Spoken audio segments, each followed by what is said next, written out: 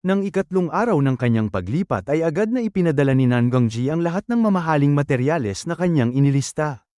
Pagkaalis ng naghatid ay dumating naman si Weiwei. Nang makita ni Ming ang kanyang minamahal ay labis siyang natuwa at niyakap niya ito at tinanong kung na-miss ba siya nito. Tinapik ni Weiwei ang kanyang noo at sinabing hindi niya ito na-miss at pumunta lamang siya upang tingnan kung may ibang babae ito. Napatawang sinabi ni Ming na hindi pa sila kasal ngunit pinagbibintangan na siya nitong nandaraya at kung sakaling magpakasal sila sa hinaharap ay baka araw-araw na lamang itong magseselos. Mapaglarong sinuntok siya ni Weiwei ngunit hindi naman masakit. Hinawakan ni Ming ang kanyang mga kamay at sinabing maghahanap siya ng pagkakataon upang ihatid siya sa divine race. Tumango si Weiwei at sinabing mayroon siyang ilang bagay na pinili para sa kanya at nagtanong kung magagamit niya ang mga ito at iniabot ang isang storage ring kay Ming. Binuksan ito ni Ming at nanlaki ang kanyang mga mata, dahil puno ito ng iba't ibang uri ng mga bagay na may mataas na halaga at tinatayang hindi bababa sa ilang daang bilyong longevity coins ang halaga ng mga ito. Bagaman hindi ito gaanong kalakihan para sa kanya. Nang tanungin ni Ming kung saan ito nakuha ay sinabi ni Weiwei na pumunta siya sa treasury at kumuha ng ilang bagay at mula ngayon ay araw-araw siyang pupunta upang kumuha ng mga bagay para kay Ming.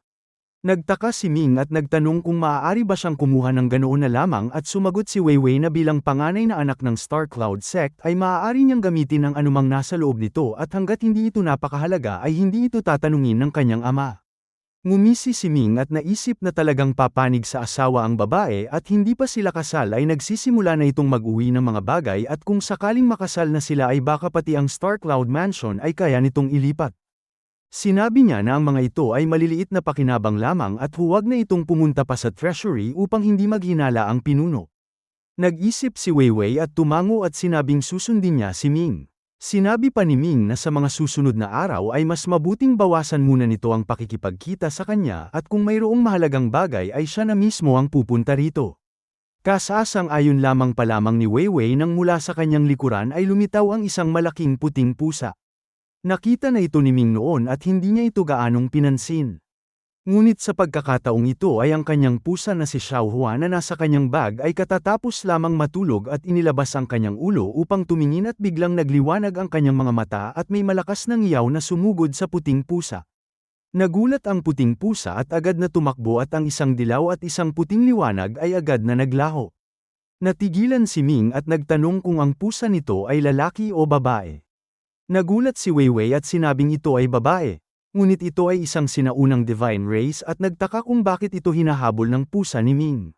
Sumagot si Ming na ito ay isang god-devouring cat at malamang ay nagustuhan nito ang puting pusa nito. Matagal na hindi bumalik si Xiao Hua at hindi na ito pinansin ni Ming at pagkaalis ni Weiwei ay nagpatuloy siya sa kanyang pagsasanay. Gayunpaman ay ang pag-angat sa ikalawang antas ng Infinite Divine Art ay lubhang mahirap at hanggang sa malapit na ang araw ng kasal ni Weiwei ay hindi pa rin siya nagtatagumpay. Isang araw bago ang kasal ay muling nagtungo si Ming kay Nangongji at sinabing narinig niyang ikakasal na si Weiwei at labis siyang nagagalak. Dahil ang pagpapakasal sa Divine Race ay isang malaking pagkakataon para rito at naisip niyang baka maaari niya itong ihatid upang may kasama itong kausap at hindi ito mangungulila sa mga kaibigan at pamilya sa kanyang paglalakbay. Malinaw na hindi ito inaasahan ni Nangongji at maingat niyang tiningnan si Ming, ngunit wala siyang nakitang kakaiba at sa palagay niya ay wala namang masama rito. Kaya tumango siya at pumayag at sinabing pagdating sa Divine Race ay agad na itong bumalik at huwag nang mag-aksaya ng oras sa pagsasanay. Sumagot si Ming na itatala niya ito sa kanyang isipan. Ang pagpapakasal ng anak ng pinuno ng Star Cloud Sect ay dapat sana ay isang malaking okasyon, ngunit ang totoo ay napakatahimik nitong isinagawa at ang mga ordinaryong tao sa Star Cloud Continent ay hindi man lamang nalaman nito at tanging ang iilang matataas na tao lamang ang nakaalam. Sa araw na iyon ay lumipad ang 109 Star Warship, 10 Star Cloud Fortress at 1 Star Cloud Mothership. Ang mga sasakyang pandigma ay puno ng mga lingkod at tagasunod at ang mga kayamanang kasama sa dowry ay natural na may marangyang grupo ng mga tagapagbantay na may ilang master ng Longevity Realm. Sina Ming at Weiwei ay nasa Mothership at ito ang unang pagkakataon ni Ming na makasakay rito at ang loob nito ay napakalaki na may mga bundok at tubig at napakagandang kapaligiran. Sa loob ng malaking espasyo ay may isang palasyo at si Weiwei ay nakaupo roon. Sa sandaling yun ay pinalabas muna ang mga lingkod at niyakap ni Ming si Weiwei at ilang beses silang naglaro hanggang sa sila ay nasiyahan. Ang magandang mukha ni Weiwei ay namumula at ang kanyang paghinga ay mabilis pa at pinatong niya ang kanyang sarili kay Ming at hinawakan ang kanyang ilong at nagtanong kung totoo bang maraming magagandang babae ang nasa paligid nito. Medyo nahiya si Ming at naisip na hindi pa man niya naipaliliwanag ang tungkol kay Lanso na nasa mahirap na kalagayan at sina Feng Shi, Luo Bingxian at Meiro ay kailangan din niyang ipaliwanag sa hinaharap at sinabi niyang maliban sa ilang pagkakataon ay nananatili siyang tapat. Suminghal si Weiwei at sinabing marahil ay iyan ang sinasabi nito sa bawat babae. Sinabi ni Ming na kahit na marami siyang babae ay kaya niyang hatiin ang kanyang sarili sa 1,000 piraso at maging tapat sa bawat isa at hindi ito sinungaling dahil kaya niyang makisama sa maraming babae nang sabay-sabay nang hindi sila nakakaabala sa isa't isa. Nagmuso si Weiwei at sinabing hindi niya alintana kung gaano karaming babae si Ming at ang tanging hinihiling lamang niya ay huwag siyang pabayaan, dahil kung wala ito ay wala na siyang tahanan. Ang mga taong nagsasanay ay may mababang pangangailangan sa karelasyon at dahil mayroon silang divine abilities ay hindi problema ang bilang at hanggat hindi nagbabago ang puso ay kadalasang nasisiyahan na ang mga babae. Hinalikan siya ni Ming sa bibig at sinabing huwag itong mag-alala dahil ang kanyang pagmamahal ay mananatiling pareho. Napabuntong hininga si Weiwei at nagtanong kung bakit ang mga babae ay laging mababa ang katayuan at ang mga lalaki ay maaaring magkaroon ng 3 asawa at 4 na kerida at malayang magsaya, samantalang sila ay kailangang manatiling tapat sa iisa at ito ay talagang hindi makatarungan. Sumang-ayon si Ming na hindi ito makatarungan, ngunit wala siyang magagawa dahil ang mga lalaki ay makasarili at kadalasan ay mas mataas ang kanilang kakayahan kaysa sa mga babae at mas malaki ang kanilang kapangyarihan at impluwensya. Siyempre pa ay may ilang natatanging sibilisasyon kung saan ang mga babae ay maaaring magkaroon ng maraming lalaki at ang langit ay makatarungan at bagaman ang mga babae ay hindi maaaring magsaya tulad ng mga lalaki ay mas kaunti rin ang kanilang responsibilidad at mas mababa ang kanilang panganib. Nakangiting sinabi ni Weiwei na kung ganoon ay siya ang may katwiran. Pagkalipas ng 3 araw ng paglalakbay ng mothership ay biglang narinig mula sa labas ang tinig ng kapitan na sila ay nakarating na sa Skyreaching Divine Realm. Lumabas silang dalawa sa cabin at nakita nila sa walang hanggang espasyo ang walang katapusang divine light na pumapaimbulog at mula rito ay makikita ang sunod-sunod na palasyo at ito na nga ba ang divine realm na pinamumunuan ng Skyreaching clan. Isang gintong bahaghari ang lumipad at bumaba sa mothership at 12 tao na nakasuot ng gintong damit ang dahan-daang lumakad at una silang yumuko kay Weiwei at binati ito. Tumango si Weiwei at nagtanong kung sila lamang ba at sumagot ang isang tao na sila ay mga hamak na tao lamang at ang divine beings ay hindi maaaring magpakababa upang sumalubong. Kaya sila na lamang ang sumalubong at inanyayahan si Weiwei na sumama sa kanila. Pinaningkita ni Ming ang kanyang mga mata at nakita niyang ang mga taong ito ay puno ng pagkaalipin at mga aliping naglilingkod sa divine race at matagal nang nawala ang kanilang pagpapahalaga sa sarili at naging parang aso na masunurin. Dumaan ang grupo sa gintong bahaghari at sumakay sa isang sedan chair at pagkatapos ay binuhat ng mga tao patungo sa isang napakalaking palasyo, samantalang ang mga sasakyang pandigma at mga tagasunod ay nanatili sa labas. Nang sasakay na sila sa sedan chair ay sinabi ng isang taong nakasuot ng gintong damit na ang mga tao ay hindi maaaring basta na lamang tumuntong sa divine realm at sinabihan si Ming na umalis. Nakangiting sinabi ni Ming na may dala siyang mga kayamanan mula sa pinuno ng Star Cloud sect na kailangan niyang personal na iharap sa Diyos. Nag-isip ang tao at sinabing sige, ngunit huwag itong maglalakad kung saan-saan, dahil ang lalaking ikakasal ay hindi pa bumabalik at kailangan pa nilang maghintay ng ilang araw. Tumango si Ming at sinabing natural lamang yon. Matapos silang ihatid sa palasyo ay umalis na ang grupo ng mga taong nakasuot ng gintong damit at wala ni isang naiwan. Ang napakalaking palasyo ay mayroon lamang isang malaking kama at ang paligid ay walang anuman at tanging matataas na haligi lamang ang nakatayo. Ang loob ng palasyo ay napakaginaw at walang hangin at napakatahimik. Nang makita ni Ming ang kapaligiran ay nagkunot ang kanyang noo at sinabing anong klaseng divine realm ito at ang mga Diyos ay nakatira sa ganitong masamang lugar. Nag-alala si Weiwei at nagtanong kung ano ang susunod nilang gagawin. Pinapanatag siya ni Ming at sinabing huwag itong mag-alala dahil malapit na silang makaalis. Makalipas ang wala pang 1 oras ay biglang binuksan ang pinto ng palasyo. Isang miyembro ng Divine Race na may pilak na kaliskis sa ulo at mahigit 2 metro ang taas at nakasuot ng pilak na armor ang pumasok. Ang nilalang na ito ay may ngiti sa kanyang mukha at pagkapasok ay isinara niya ang pinto at pinaningkitan ang mga mata upang tingnan si Weiwei at sinabing lumapit ito sa kanya. Nanginig ang puso ni Weiwei at agad na nagtago sa likuran ni Ming. Nang makita ni Ming ang nilalang ay nanlamig ang kanyang mukha at nagtanong kung hindi ba't sinabing ilang araw pa bago bumalik ang lalaking ikakasal at tinanong kung sino ito. Nagalit ang nilalang at sinabing ang lakas ng loob nito na magsalita sa kanya ng ganoon at ito ay isang kasalanan na dapat parusahan ng kamatayan at siya ay ang pinsan ng lalaking ikakasal at pumunta siya rito upang makipagtalik sa babae at tikman ang panganay na anak ng Star Cloud Sect at tiyak na mas kawili-wili ito kaysa sa mga ordinaryong babae. Kitang-kita ni Ming na nanginginig ang katawan ni Weiwei at hinawakan niya ang kanyang kamay at sinabing ang sinumang magsabi niyon ay isa ng bangkay. Isang lubid na parang ahas ang biglang lumitaw sa ilalim ng nilalang at pumaitaas at iginapos ito ng mahigpit. Ang lubid na ito ay ang dragon binding rope na nakuha ni Ming noon at kalaunan ay inalis niya ang restriction nito at ginawa itong isang kayamanan.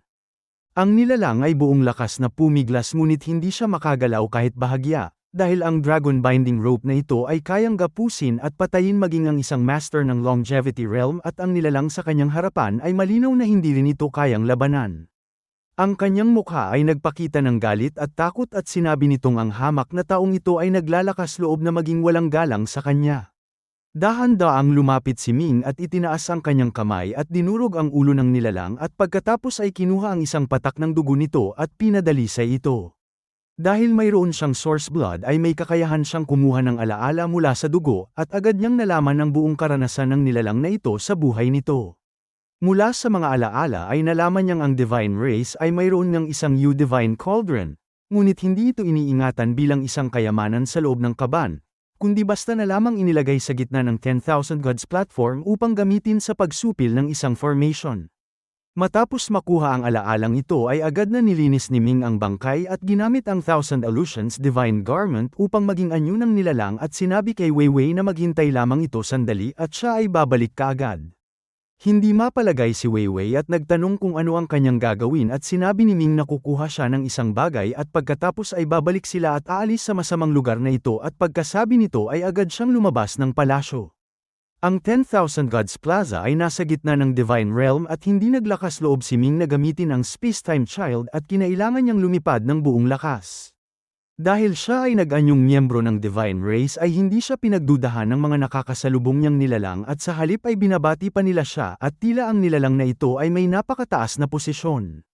Makalipas ang 15 minutong paglipad at paglampas sa sunod-sunod na palasyo ay nakita niya ang isang napakalaking altar at sa gitna nito ay may isang kalderong kasinlaki ng isang bundok na may nakaukit na mga bulaklak, ibon, isda at insekto at sinaunang divine text at walang katulad na divine restriction at naglalaman ng malalim na karunungan. Bumaba si Ming sa 10,000 Gods platform at walang pag-aatubiling ginamit ang infinite divine art at inilagay ang 2 palad sa kaldero.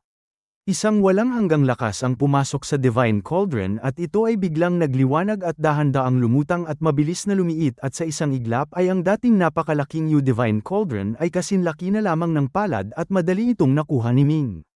Pagkaangat ng Divine Cauldron ay biglang umugang ang buong 10,000 Gods platform at ilang dosenang malalakas na kalooban ang biglang samuri sa paligid. Hindi nag-aksaya ng oras si Ming at direktang tinawag ang Space-Time Child at sa isang iglap ay bumalik siya sa Divine Palace kung saan naroon si Weiwei.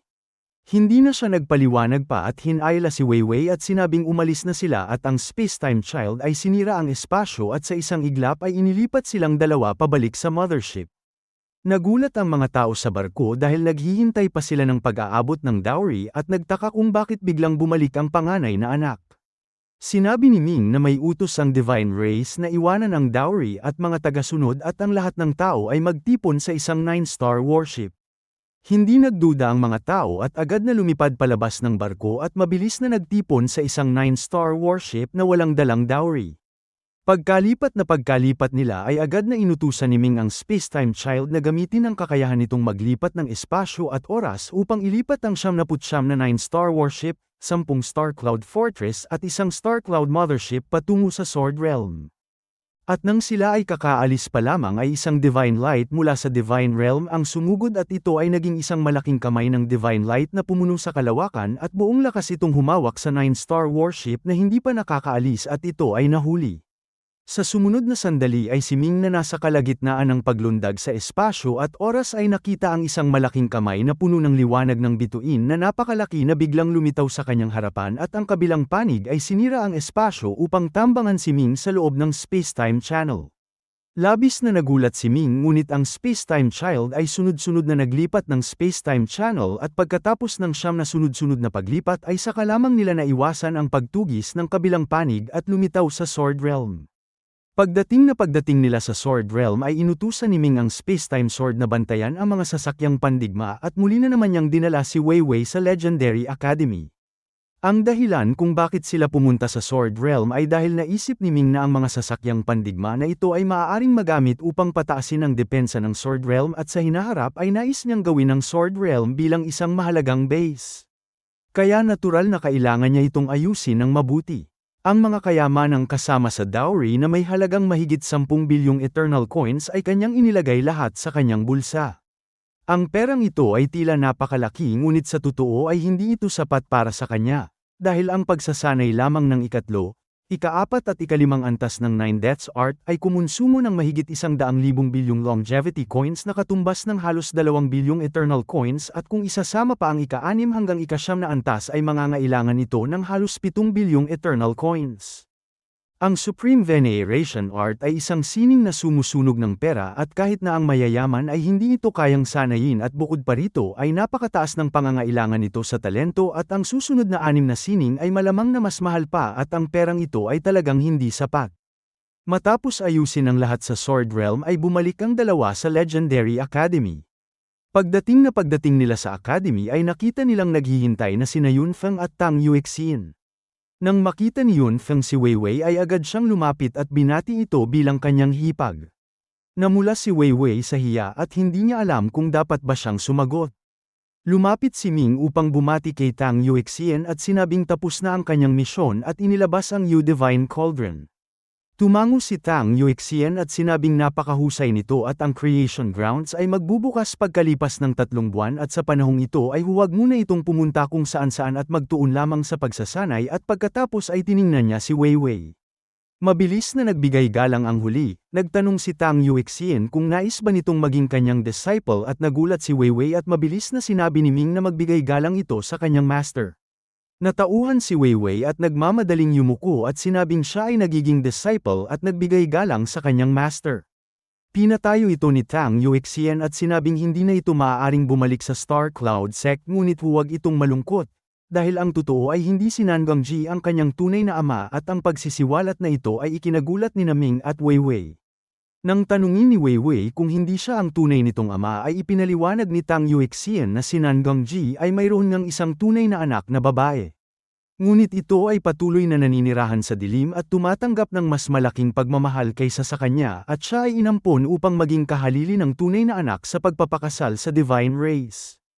Iilan lamang ang nakakaalam ng bagay na ito at sinabi niya ito upang hindi ito magkaroon ng pasaning pangkaisipan at mula ngayon ay ang Legendary Academy na ang kanyang tahanan at ang Star Cloud Sect at si Nangongji ay mga nakaraan na. Hindi gaanong nalungkot si Wei Wei at sa halip ay mas madali niyang tinanggap ang katotohanan ito, dahil si Nangongji ay nagtulak sa kanya sa apoy at sinumang normal na ama ay hindi gagawa ng ganoon. Nagtanong si Wei Wei kung alam ng kanyang master kung sino ang kanyang tunay na mga magulang. Sumagot si Tang Yuexin na ang kanyang mga magulang ay matagal nang pinatay at ang tanging alam lamang niya ay sila ay may apelyidong Nangong at maaaring sila ay mula sa isang sangay ng pamilya Nangong. Bumaling si Tang Yuexin kay Ming at sinabing alam niyang nakalikha na ito ng sarili nitong landas sa martial arts, ngunit upang makaligtas sa Creation Grounds ay kailangan pa nitong magsikap.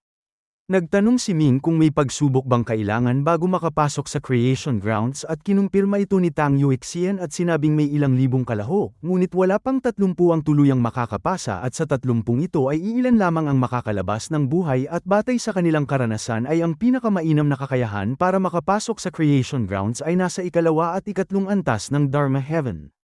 Nagtanong si Ming kung anong klaseng lugar ang creation grounds at kung makakahanap sila ng creation artifact ay paano naman ang divine race at foreign race. Sinabi ni Tang Yuexian na si Yunfeng ang magpapaliwanag at siya ay may mahalagang bagay na dapat gawin kaya mauuna na siya. Agad na umalis si Tang Yuexian at kinailangan ni Ming na magtanong kay Yunfeng. Napaka-detalyado ng paliwanag ni Yunfeng at ang creation grounds ay ang lugar kung saan nagsasalubong ang iba't ibang dimensyon at ito ay tinatawag na sentro ng sansinukob, ngunit ang lugar na ito ay hindi pala kaibigan sa karamihan ng mga nilalang at ang isang main god na pumasok doon ay tiyak na mamamatay at ang ordinaryong tao ay lalong walang pagkakataong mabuhay. Matapos ang hindi mabilang na henerasyon at hindi mabilang na pagsubok ay saka lamang nalaman ng iba't ibang lahi na tanging ang mga nasa ikalawa at ikatlong antas ng Dharma Heaven ang may maliit na tsansang makaligtas sa creation grounds. Ang creation grounds ay sumisipsip ng enerhiya mula sa iba't ibang dimensyon, kaya naglalaman ito ng hindi mabilang na kayamanan at ang creation artifact ay isa lamang sa mga ito at ang creation artifact ay isang bagay na kailangan ng sinumang nais maging main god.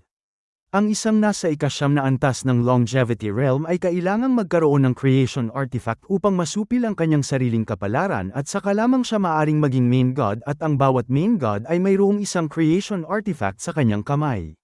Siyempre pa ay may pagkakaiba ang kapangyarihan ng iba't ibang creation artifact at ang creation artifact ng human ancestor na tinatawag na Heaven Shattering Bell ay isa sa pinakamalakas na creation artifact at kung hindi ay hindi nito nagawang wasakin ang ancestral source continent. Sinabi pa ni Yunfeng na sa pagkakataong ito ay may ilang libong kalahok at ang bawat isa sa mga makakapasok sa creation grounds ay may kanya-kanyang suporta mula sa iba't ibang puwersa, kaya sila ay magkakaaway at ang mas mapanganib pa ay ang foreign race ay magpapadala rin ng mga henyo sa creation grounds at malaki ang tsansang magkasalubong sila. Sa ibang salita, ang pagpasok sa creation grounds ay talagang siyam na kamatayan at isang buhay at puno ng panganib. Gayunpaman ay hindi gaanong nag-alala si Ming dahil ang panganib sa Sword Realm noon ay hindi mas mababa rito, ngunit nakabalik pa rin siya ng ligtas. Ang kanyang ikinababahala ay kung paano mahahanap ang creation artifact. Ipinaliwanag ni Yunfeng na ang posisyon ng creation artifact ay natukoy ng hindi mabilang na puwersa sa loob ng ilang daang libong taon at gumastos sila ng hindi mabilang na resources at nagsakripisyo ng hindi mabilang na buhay. Kaya ito ay lubhang mapagkakatiwalaan at ang kailangan lamang gawin ni Ming at Yunfeng ay ang hanapin ito at dalhin palabas. Ang bagay na ito ay tila madali pakinggan ngunit naramdaman ni Ming ang panganib dito at nagtanong siya kung sino ang nagnanais ng creation artifact na ito.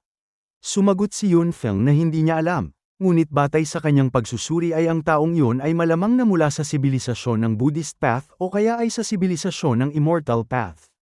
Tumango si Ming at sinabing ito nga ang may pinakamalaking posibilidad, dahil ang sibilisasyon ng Buddhist path ay hindi pa nagkakaroon ng isang malakas na nilalang sa antas ng main god at ito ay isang pagkakataon at ang sibilisasyon ng Immortal Path ay nasa parehong kalagayan at kapag nagkaroon ng main god ay ang sibilisasyon ng Buddhist path o Immortal Path ay makakaranas ng malaking pagbabago. Ngunit nagtanong si Ming kung hindi ba't narinig niyang maraming sibilisasyon ng tao ang pinatay at ang Buddhist path at Immortal Path ay hindi ba natatakot na patayin sila ng divine race. Sumagot si Yunfeng na may isa pang posibilidad at ang main god na yun ay isisilang sa isang bagong sibilisasyon ng tao at ang sibilisasyong yun ay walang sapat na pundasyon at bagaman may main god ay tiyak na wala itong kwalipikasyong maging isang super civilization at tulad ng Confucian civilization ay bagaman si Confucius ay isang main god ay nananatili pa rin itong isang mataas na sibilisasyon. Kaya hindi kailanman binalak ng divine race na patayin ito. Nang marinig ang tungkol sa bagong sibilisasyon ay may pumasok sa isipan ni Ming at bigla siyang may naalala at nagtanong kung hindi ba't sinabi ni Yunfeng nakasali ang Tianyuan continent at nagtanong kung ang taong yun ay mula sa sibilisasyon ng martial arts. Nagulat si Yunfeng at nagtanong kung mayroon bang maaaring maging main god mula sa sibilisasyon ng martial arts. Sumagot si Ming na hindi siya sigurado. Ngunit may dalawang tao na ang kakayahan ay napakalalim at hindi masukat at sa kanyang palagay ay may pagkakataon sila. Sinabi ni Yunfeng na maliit ang posibilidad at malinaw na hindi siya naniniwala, o kaya ay ang Immortal at Buddhist Path ay hindi natatakot sa pagbabanta ng divine race, dahil ang creation artifact na kanilang hinahanap ay talagang kakaiba at sinasabing may pinakamataas na kakayahang pandepensa. Naging interesado si Ming at nagtanong kung alam ni Yunfeng kung anong creation artifact yun. Lihim na nagpadala ng telepathy si Yunfeng at sinabing ipinagbawal sa kanya ng kanyang master na sabihin ito sa iba. Ngunit sa palagay niya ay walang problema kung sasabihin niya ito kay Ming at minsang sinabi ng kanyang master na ang creation artifact na iyon ay may pinakamataas na kakayahang pandepensa at tinatawag na primordial chaos firmament cover at kaya nitong saklawin ang 100,000 malalaking mundo at pag-isahin ang lakas ng lahat ng malalaking mundo at kahit na magsanib puwersa ang mga main god ay hindi nila ito kayang wasakin. Nang marinig ito ni Ming ay agad na naging malinaw ang kanyang pag-iisip at nagliwanag ang kanyang mga mata at sinabi kay Yunfeng na ang mga taong ito ay talagang may malaking binabalak. Kumislap ang mga mata ni Yunfeng at sinabing naisip din niya ito ngunit hindi siya naglakas loob na sabihin. Nakangiting sinabi ni Ming na kung magtagumpay sila sa bagay na ito ay tiyak na mabilis na uunlad ang sangkatauhan. Nag-alala si Yunfeng at sinabing hindi niya alam kung gaano katagal ito tatagal at umaasa siyang mas mahabang panahon ay mas mabuti. Sinabi ni Ming na dahil sinasabing ito ang may pinakamataas na kakayahang pandepensa ay tiyak na walang magiging problema at nagtanong kung sila ay magiging bayani ng sangkatauhan kung magtagumpay sila. Ngunit sa halip na matuwa ay walang anumang kasiyahan si Yunfeng at bumuntong hininga siya at sinabing ang ganoong kalaking karangalan ay tila nakakapaso sa kanya. Nagtaka si Ming at nagtanong kung bakit at sumagot si Yunfeng na ang mga puwersa tulad ng Immortal, Confucian, Buddhist at Three Emperors World ay pawang mga napakalaking puwersa, samantalang silang dalawa ay mula sa mga sibilisasyong hindi kilala at siya ay mula sa Gokhe Continent at si Ming ay mula sa Tianyuan Continent at bilang mga maliit na tao ay ano ang kanilang karapatan na magkaroon ng ganitong karangalan. Nagkunot ang noo ni Ming at nagtanong kung ang pagkilala ba sa merit ay nakabatay sa katayuan at nagtanong kung may nalalaman si Yunfeng. Malamig na tumawa si Yunfeng at sinabing kung magtagumpay sila ay hindi dapat panghawakan ni Ming ang karangalan at kung may ibang nagnanais nito ay ibigay na lamang ito sa kanila. Nagalit si Ming at nagtanong kung bakit niya ito ibibigay sa iba. Tiningnan siya ni Yunfeng at nagtanong kung ano ang mararamdaman ni Ming kung sasabihin niyang ang Crown Prince ng Heavenly Emperor ng Three Emperors World, ang bunsong anak ng Taiching sect ng sibilisasyon ng Immortal Path, ang huling disciple ng Great Thunder Sound Temple ng sibilisasyon ng Buddhist Path at ang 7 iba pang mga batang henyo mula sa iba't ibang malalaking puwersa ay dumating na lahat. Pinaningkitan ni Ming ang kanyang mga mata at nagtanong kung paano nalaman ni Yunfeng ang mga bagay na ito. Ngumisi si Yunfeng at sinabing bagaman hindi mataas ang kanyang kakayahan ay dati siyang kinikilalang unang henyo ng Legendary Academy, kaya maraming tao ang nais makipagkaibigan sa kanya at maging kanyang tagasunod at sa lihim ay mayroon siyang grupo ng mga tao na nagtatrabaho para sa kanya at ang mga impormasyong ito ay nakuha nila. Sinabi ni Ming na kung gayon ay kahit na magtagumpay sila ay malamang na may kukuha ng kanilang tagumpay at sinabi ni Yunfeng na hindi ito malamang kundi ito ay tiyak. Nagtanong si Ming kung hindi ba sila pro-protektahan ng kanilang master at sumagot si Yunfeng na sa tuwirang salita ay sila ay parehong disciple ng kanilang master at kasangkapan nito. Ngunit malinaw na mas mabigat ang huli at kung tama ang kanyang hula ay tiyak na ikayatin sila ng kanilang master na bumitaw at ang mga taong kukuha ng kanilang tagumpay at magiging dakilang bayani ng sangkatauhan ay magbibigay ng angkop na kabayaran sa kanilang dalawa. Tiningnan siya ni Ming at nagtanong kung tinatanggap na ba niya ang kanyang kapalaran at tiningnan din siya ni Yunfeng at nagtanong kung mayroon bang sinumang hindi magnanais ng ganitong karangalan. Ngunit ano ang kanilang magagawa upang labanan sila? Mahina hong sinabi ni Ming na hindi naman sila walang pinagmulan at ang kanilang pinagmulan ay hindi mas mababa kaysa sa mga taong binanggit nito. Si Yunfeng ay napakatalino at agad na nagliwanag ang kanyang mga mata at nagtanong kung may itinatagong pagkakakilanlan si Ming. Kinumpirma ito ni Ming at sinabing sila ay tulad ng magkapatid at ang totoo ay ang kanyang isa pang pagkakakilanlan ay ang Crown Prince ng Human Emperor ng Three Emperors World at sa isang malaking pangyayaring tulad nito ay ang Crown Prince ng Heavenly Emperor lamang ay hindi maaaring mag-isa at kapag nagtagumpay sila ay maaari silang umatake at umurong. Naunawaan ni Yunfeng ang ibig sabihin ni Ming at bilang Crown Prince ng Human Emperor ay ang ganitong kalaking karangalan ay orihinal na pag-aari ng Three Emperors World at ng Human Emperor at alinmang panig ay hindi ito madaling ibibigay at kung pareho silang walang pinagmulan ay talagang mahirap ang bagay na ito. Ngunit ngayon ay iba na dahil si Ming ay may Three Emperors World sa kanyang likuran at kahit na sa pinakamasamang resulta ay kahit na isuko ng Three Emperors World ang ganitong kalaking karangalan ay makakamit pa rin nila ang malaking pakinabang. Ngunit nag-alala si Yunfeng at nagtanong kung sa gayon ay makikipaghiwalay ba sila sa kanilang master. Umiling si Ming at sinabing hindi ito mangyayari at sa halip ay mas pahahalagahan sila nito at ang dahilan kung bakit nito sila hihikayating bumitaw ay dahil alam ng kanilang master na ang kanilang katayuan at pagkakakilanlan ay hindi sapat upang taglayin ang karangalang yon. Ngunit kapag nagkaroon sila ng katugmang pagkakakilanlan ay hindi na ito magiging problema at sa panahong yun ay hindi lamang sila hihikayatin ng kanilang master na bumitaw kundi buong lakas pa sila nitong susuportahan. Malungkot na ngumiti si Yun Feng at sinabing si Ming ay ang Crown Prince ng Human Emperor ngunit siya ay wala at ang kanilang master ay malamang na magkaroon nito ng paboritong disciple. Ngumiti si Ming ng may hiwaga at sinabing hindi ito mangyayari at pagkatapos ay pupunta sila sa Three Emperors World at hihilingin niya sa kanyang ama na ampunin si Yun Feng bilang anak. Nagulat si Yun Feng at pagkatapos ay labis na natuwa at nagtanong kung hindi ba ito magiging masyadong biglaan. Nakangiting sinabi ni Ming na hindi ito biglaan at ang kanyang kapatid ay ang unang henyo ng Legendary Academy at ang kanyang ama ay siguradong ikatuwa ito at minamaliit ni Yun Feng ang kanyang sarili. Tuwang-tuwang tumawa si Ming at labis na naantig si Yun Feng at buong lakas na tumango. Una munang kinontak ni Ming ang Human Emperor at ipinaliwanag ang sitwasyon at nang magbigay ito ng positibong tugon ay sa kanya inutusan ng Space-Time Child na dalhin silang magkapatid sa Human Imperial Palace. Sa loob ng bulwagan ng Human Emperor ay isang teleportation formation ang nagliwanag at lumabas sina Ming at Yun Feng. Ang malaking bulwagan ay mayroon lamang ang undying clone na si Shanglong at ang Human Emperor at nang makitang ginamit ng Space-Time Child ang channel ng teleportation formation upang dalhin ang mga tao ay hindi napigilan ng Human Emperor na tiningnan ito ng mabuti. Bumati si Ming sa kanyang ama at si Yun Feng ay nagbigay galang din sa Human Emperor. Ang ekspresyon ng Human Emperor ay tila may bahagyang kasabikan ngunit mas nangingibabaw ang pagiging seryoso at ikinaway niya ang kanyang kamay at sinabing hindi na kailangan ng labis na paggalang at pinatayo sila at sinabing mayroon siyang sasabihin. Tumayo silang dalawa at nagtanong si Ming kung hindi ba alam ng kanyang ama ang kooperasyon ng Three Emperors World at Legendary Academy. Umiling ang Human Emperor at sinabing ang ganitong kalaking bagay ay dapat na pinag-usapan ng tatlong emperador. Ngunit hindi ito binanggit ng Heavenly Emperor. Nagkunot ang noo ni Ming at nagtanong kung ano ang binabalak ng Heavenly Emperor.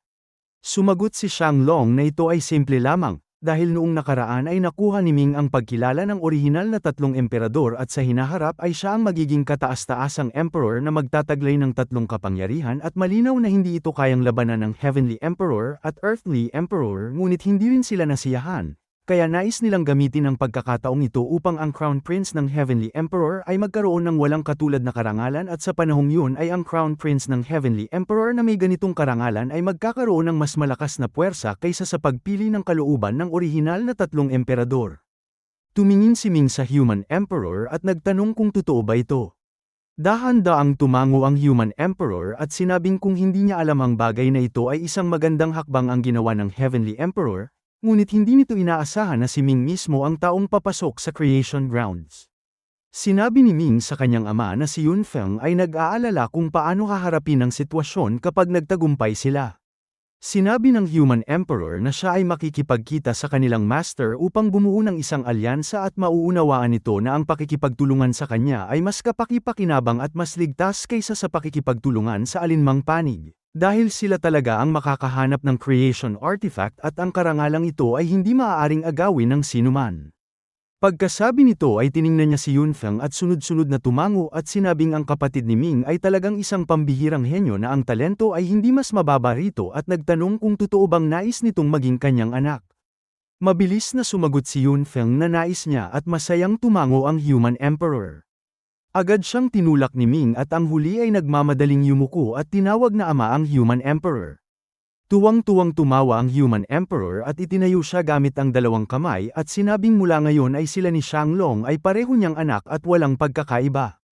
Ang salita ng isang emperador ay hindi biro at ang sinabi niyang ito ay nangangahulugang sa hinaharap ay buong lakas na susuportahan ng Three Emperors World si Yun Feng at tutulungan itong umunlad. Naalala ni Ming ang kanyang naunang hinala at nagtanong sa kanyang ama kung ito ay isang napakalaking plano at nagtaka kung sino ang magiging main god.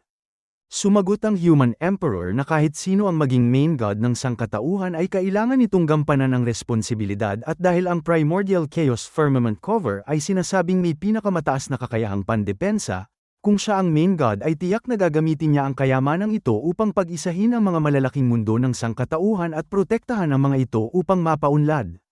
Nagtanong si Ming kung bakit hindi direktang gamitin ni na Confucius at ng tatlong emperador ang creation artifact gayong sila ay mga eternal sage.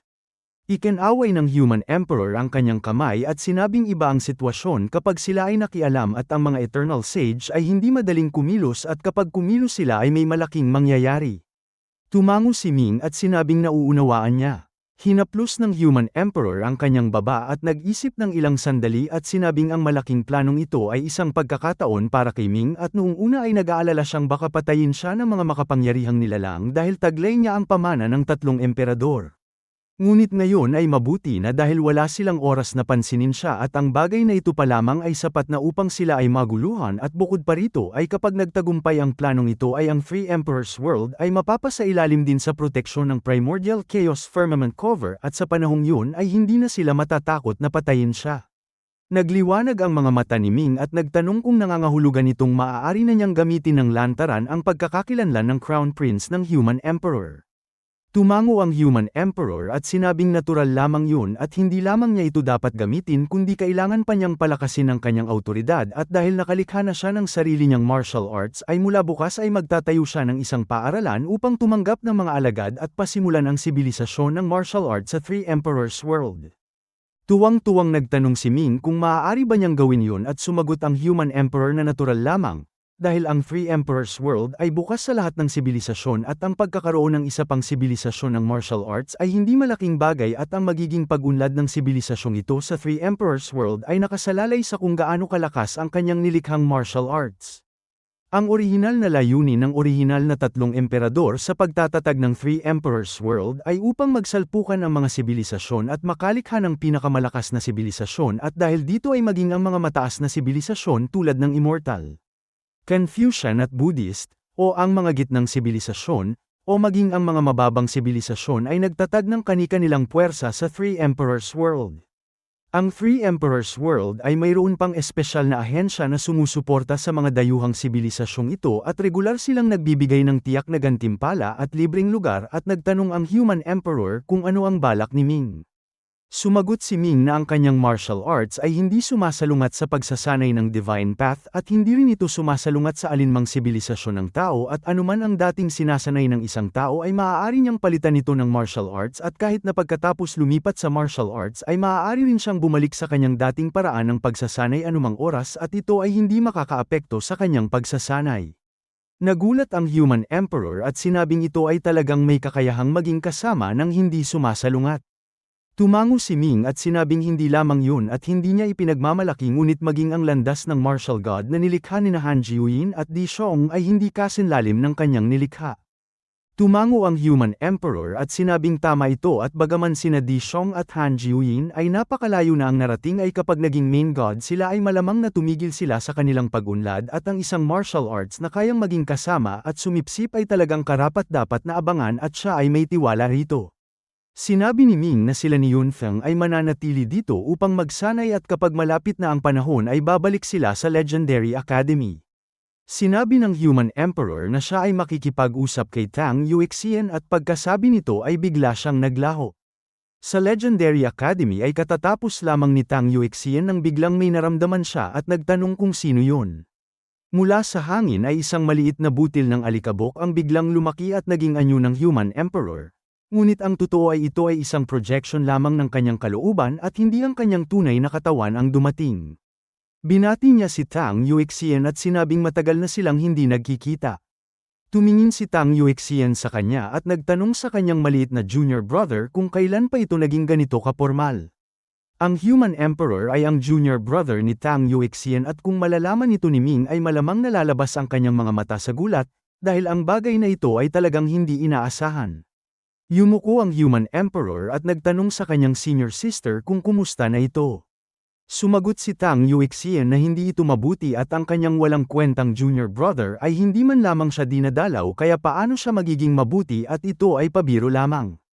Nagtanong ang Human Emperor kung bakit hindi man lamang siya sinabihan ng kanyang senior sister tungkol sa planong ito. Natahimik si Tang Yuexian at sinabing inakala niyang alam na nito at nang wala siyang natanggap na balita ay saka lamang niya nalaman na may mali at balak niyang tanungin ito isang araw ngunit naunahan siya nitong pumunta. Sinabi ng Human Emperor na si Ming ay ang Crown Prince ng Human Emperor at sinabi na nito sa kanya ang lahat. Nagulat si Tang Yuexian at nagtanong kung totoo ba talagang si Ming ay ang Crown Prince ng Human Emperor.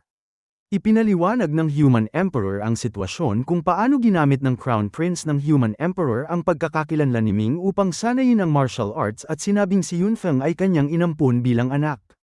Napabuntong hininga si Tang Yuexian at sinabi sa kanyang junior brother na ang bagay na ito ay talagang nagpapahirap sa kanya.